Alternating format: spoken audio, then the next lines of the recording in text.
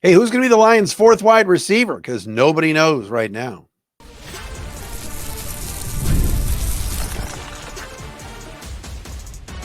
You are Locked On Lions, your daily Detroit Lions podcast. Part of the Locked On Podcast Network, your team every day.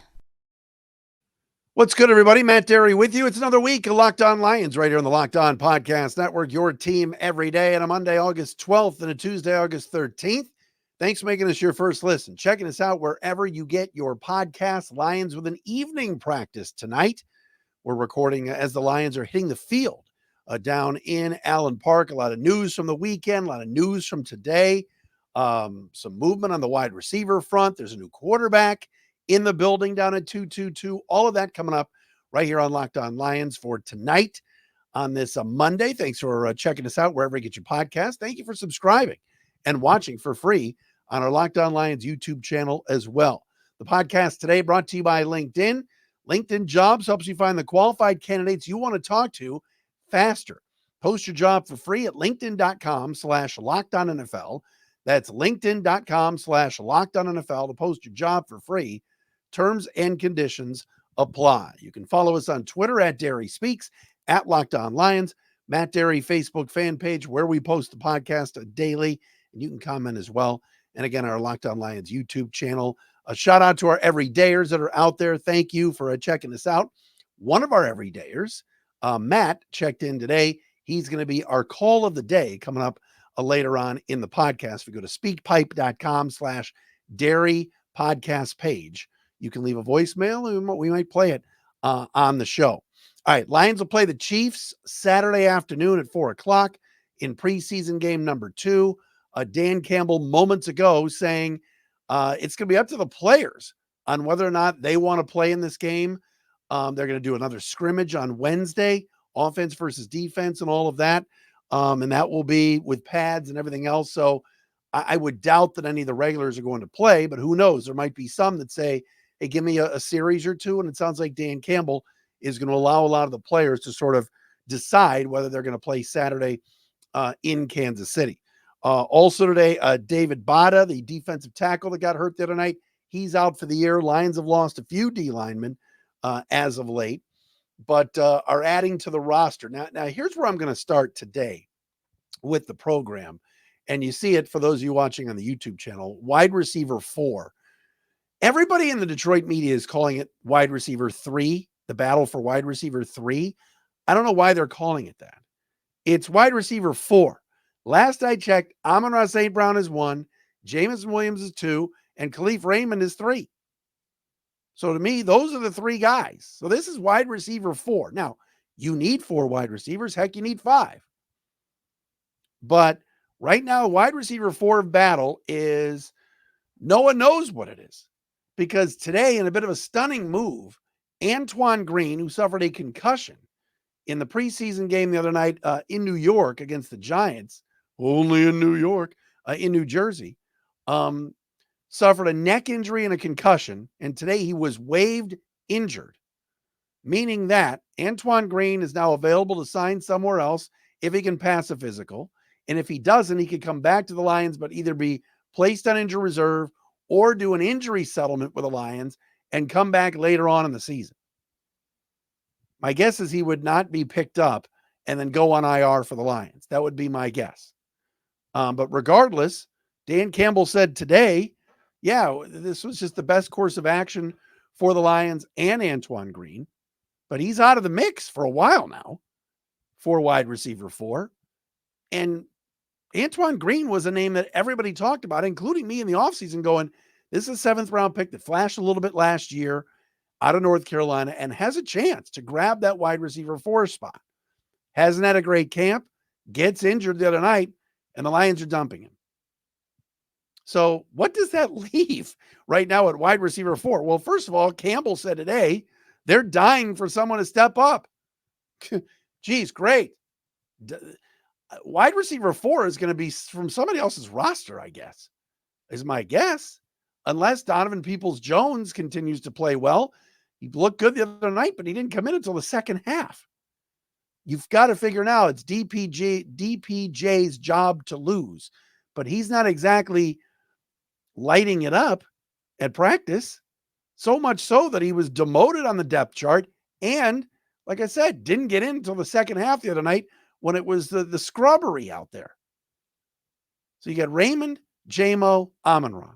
After that, DPJ, Doris Fountain, Tom Kennedy, TK85, Caden Davis, who's had his moments, Maurice Alexander, Isaiah Williams, the undrafted kid from Illinois that I thought was the best receiver on the field for the Lions on Friday, and Jalen Calhoun from Duke. Not exactly murderer's row here. So again, there's going to be wide receivers that get cut. There are going to be teams that are stocked at wide receiver.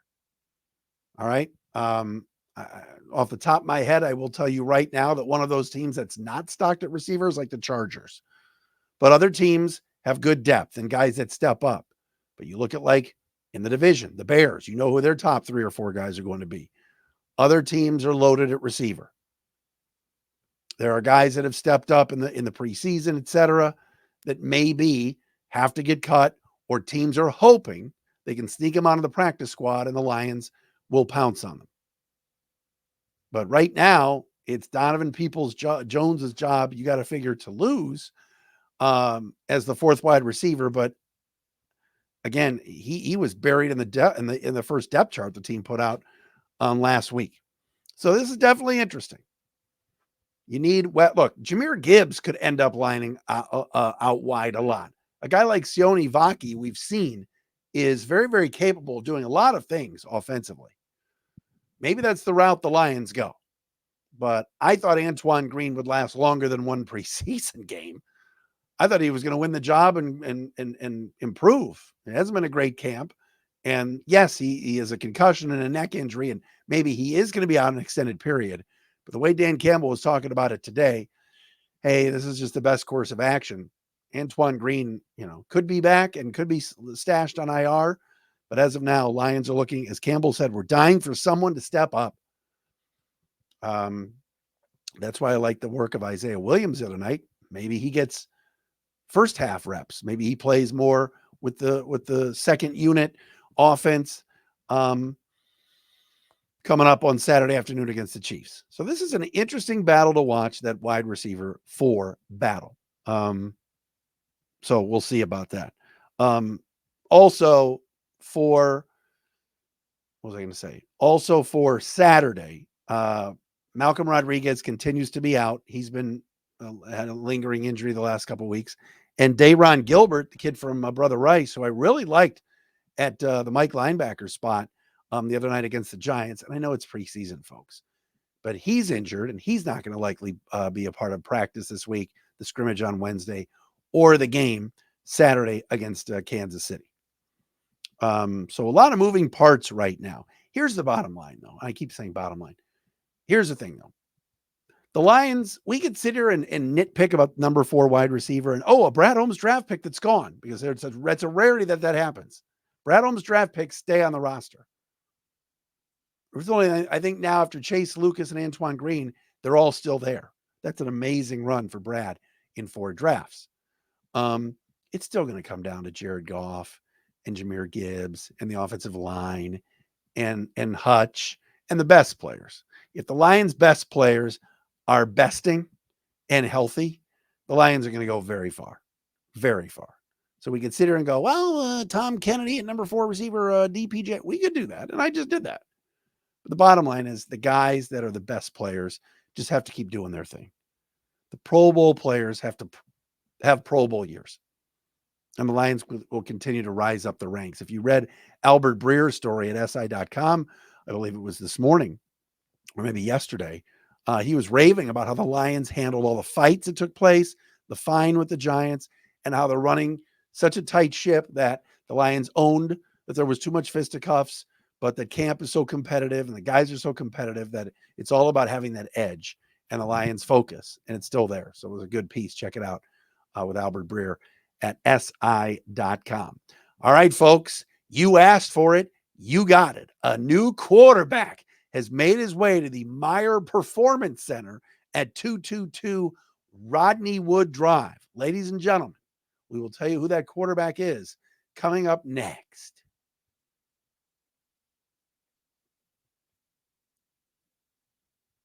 But as we told you earlier in the show, Locked On Lions brought to you by LinkedIn Jobs. When you're hiring for your small business, you want to find quality professionals that are right for the role. That's why you have to check out LinkedIn Jobs.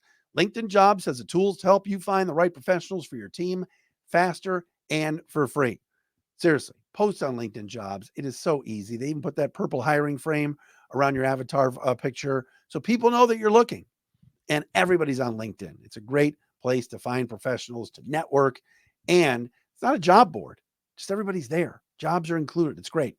LinkedIn isn't just a job board. LinkedIn helps you hire professionals you can't find anywhere else, even those who aren't actively searching for a new job but might be open to that perfect role. In a given month, over 70% of LinkedIn users don't visit other leading job sites. So if you're not looking on LinkedIn, you're looking in the wrong place.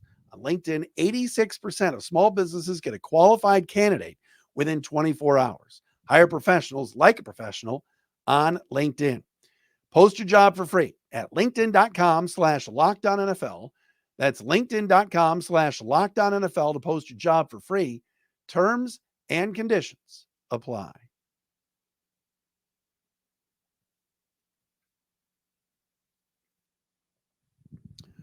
All right, we're back on a Monday edition of Locked On Lions. Thanks, everybody, for checking us out wherever you get your podcasts. Appreciate all of you. Got some great news today. Our great friends at Prize Picks are coming back to be a part of our show and be a part of the Locked On NFL group. So that is very, very cool. We got some guests we're lining up and working on for this week, trying to track down Golden Tate either this week or next week. Spiro Ditas from CBS and Westwood One. He's going to join us either this week or next week. So we're working on some stuff right here on Locked On Lions for you. And again, Saturday, Lions and Chiefs. Richard Christie's Kansas City Chiefs on the road for preseason game number 2. All right, big news. I mean, this is huge. I mean, you want to talk about huge signings, folks. I couldn't even keep a straight face. I'm lying. It's not big news. But Hendon Hooker remains in concussion protocol. And there's a chance he will not be ready to play Saturday in Kansas City, meaning you can't just have one quarterback. Nate Sudfeld can't take every snap. And quite honestly, I don't know if I could take 3 hours of watching Nate Sudfeld take every snap. So the Lions today went out and signed Jake Fromm. Yes, Jake Fromm from Washington, the Huskies. That's who the Lions have in camp. Jake Fromm has made it in. The former Buffalo Bill, Washington Commander. Dan Campbell referred to him today as headsy and available.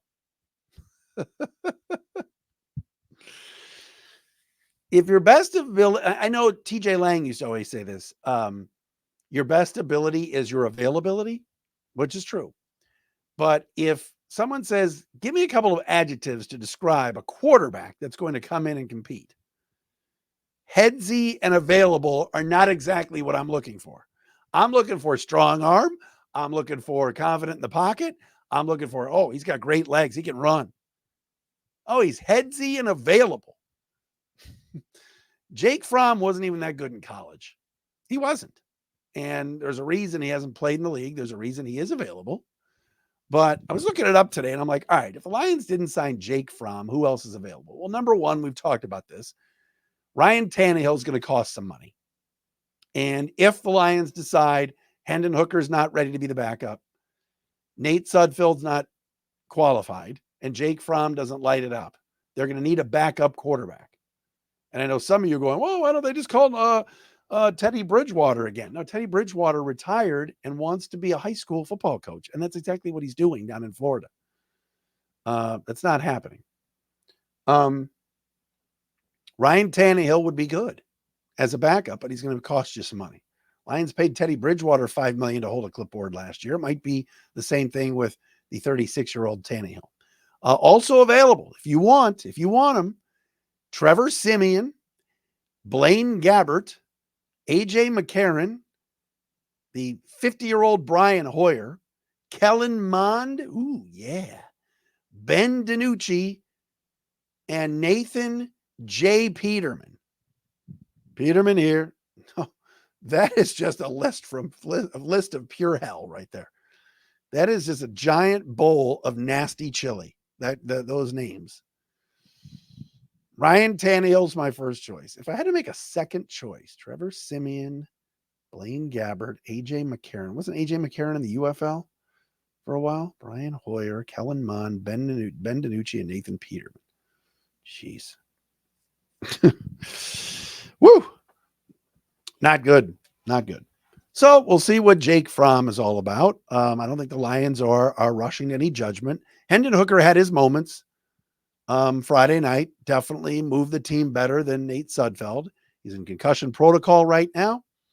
Lions aren't really going to comment on any further on it. There's no way. I highly doubt he's going to take part in the scrimmage on Wednesday, and I highly doubt he's going to play on Saturday. But I know the Lions are high in him, and they still like Sudfeld, even though we all watched the debacle in the rain Friday against the Giants. Hopefully Saturday in Kansas City is a better performance. But that was not a good scene.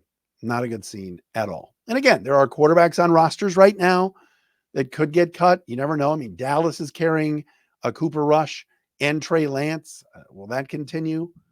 The Giants have Tommy DeVito and Drew Lock. Will that continue? Will the Giants elect to carry three guys? Could Tommy Cutlets be coming? You never know.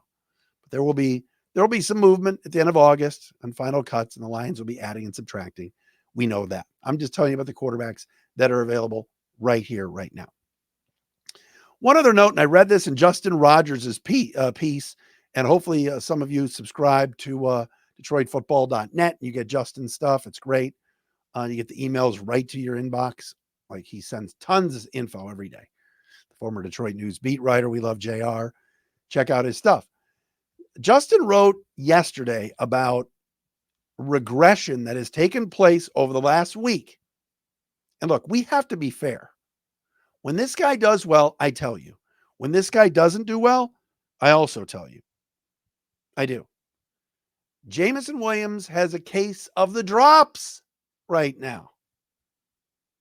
Apparently four footballs hit the turf during Sunday's practice, leaving some to wonder if Jameson Williams needs a reset.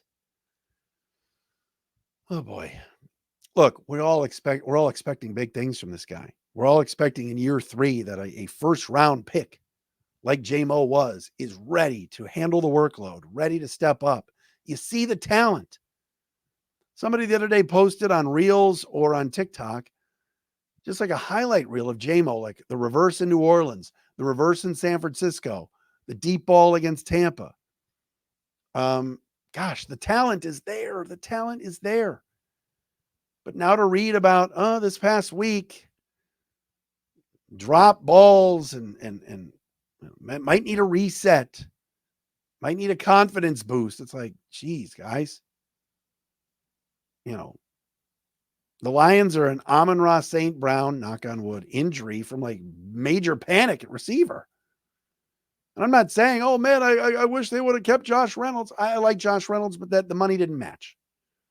But I think the hope was now it's J-Mo's time. And the last couple days, not great. We'll find out, tonight how practice went. We'll talk a little bit more about it tomorrow, but he's got the drops right now. Not a good thing. But again, it's August 12th. We got a month. We got a month to get J-Mo ready for the Rams on September the 8th. Man, speaking of the Hollywood Lambs, anybody see these Stetson Bennett across his body touchdown pass against the Cowboys yesterday? That was pretty sweet. There's one thing about preseason football. Look, it's mostly trash, but like a play like that where the Rams were trailing the Cowboys and it was the last play of the game and Stetson Bennett's out there against the fifth stringers and threw a touchdown, like, it's on tape.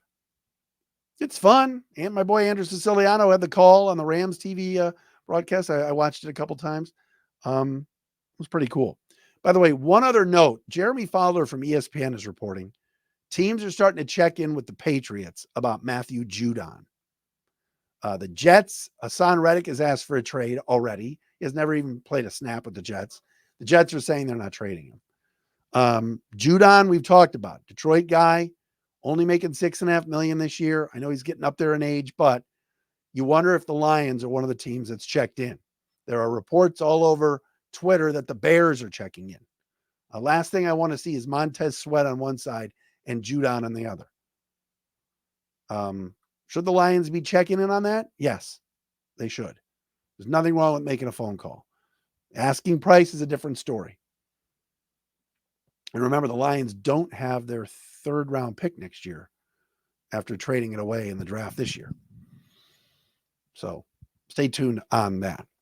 All right. Our call of the day is coming up next right here. Again, you can be a part of the show and take part in call of the day by going to our SpeakPipe voicemail system, SpeakPipe, PIPE.com/Derry, DERY podcast page. One of our everydayers checked in, and we will hear from him coming up next.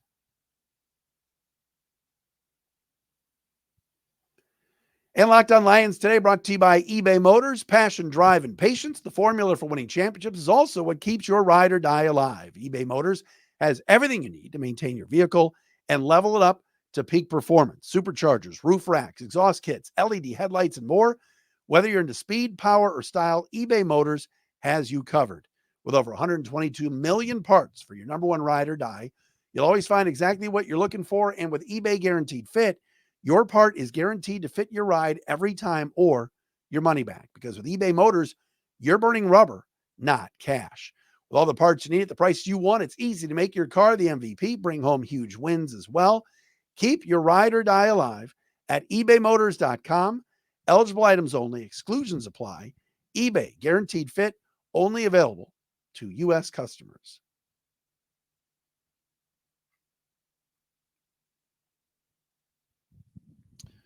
Shout out to all of our listeners out there and viewers. We appreciate all of you. Thanks for hitting us up on Twitter daily and checking us out wherever you get your podcasts. Again, at Derry Speaks. Love interacting with the fans.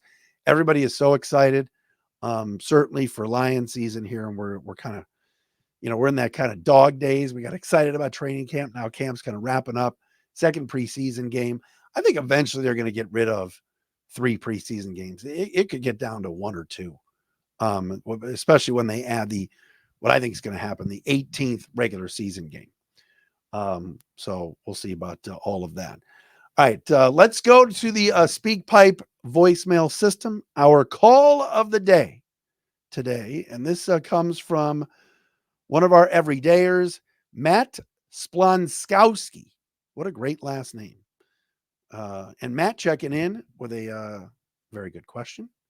Right here on Locked On Lions. It is our call of the day. Hey, Matt, big fan of the show. Huge everydayer. Been a Lions fan my whole life. Love listening to your thoughts and opinions every day. I just wanted to get your thoughts real quick regarding roster cutdowns coming up in a couple weeks. Last year, the Lions liked the amount of depth that they had on defense so much that they went into the regular season kind of light on the offensive side of the ball. What I mean by that, they only had like 3 running backs, 5 wide receivers, that sort of thing. And I think on their initial 53-man roster had like 7 edge rushers, 7 corners, 6 linebackers, just way more defensive players than offensive players. My question is, with the revamped secondary and all the added depth defensively, do you think that they could go for this approach again? And do you think that with the additions of guys like Sione Vaki, someone like Craig Reynolds, a guy who's been a great backup and locker room piece, could end up not making the final roster? Thanks again, and go Lions. All right, thank you, Matt, and appreciate our call of the day. Great stuff from Matt Splonskowski. First of all, Matt, shame on you. Craig Reynolds getting cut? Come on, Craig. Are you kidding? Called hero. We had him on the show last year, but it's a possibility. You never know. Brad Holmes cut him last year, although it was all about the contract and the roster spot, and then they brought him right back. But he asks a good question. Last year, indeed, when the Lions had their final roster and had their roster ready for the start of week 1 against the Chiefs, it was defense heavy. You're right. They only had 3 running backs at the time. Right now, the Lions have a boatload of running backs they really like. with David Montgomery, Jahmyr Gibbs, Craig Reynolds, Jamar Jefferson they like, Sione Vaki, Bam Knight. Don't think the Lions are going to go into the season with 3 running backs like they did a year ago. And Vaki's making the team because he can play safety, he can play running back, and they love him on special teams. But yes, Matt brings up a good point. It could be the same type of situation where they're very loaded. I think there's going to be more tight ends. There could be 4 tight ends on this team instead of 3 last year. It's possible. The Lions tight end depth is the best it's been in a long time. And they like all those guys.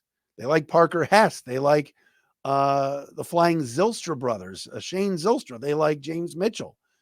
Brock Tober is coming back, and Sam Laporta is really good. So I don't think it's going to be like last year where they were loaded on defense from a numbers game perspective. But like Matt said, it's going to be there are going to be some tough cuts in the secondary. Gilmore or Dorsey, do they keep both? A lot's in play here. They don't have the depth on the edge that they had a year ago at this time. And it'll be interesting to see with DJ Reader's injury, what happens there and how healthy he's going to be. But I don't see a scenario like last year where they only have like 3 receivers, only 5 wideouts, only 3 tight ends. I think there's going to be more. Wide receiver, who knows? Like we talked about earlier in the show, it's anybody's guess. But all right, you want to hop in? You want to be our call of the day? Again, speakpipe.com/dairy podcast page. Thanks, Matt, for checking in and taking part in the show today.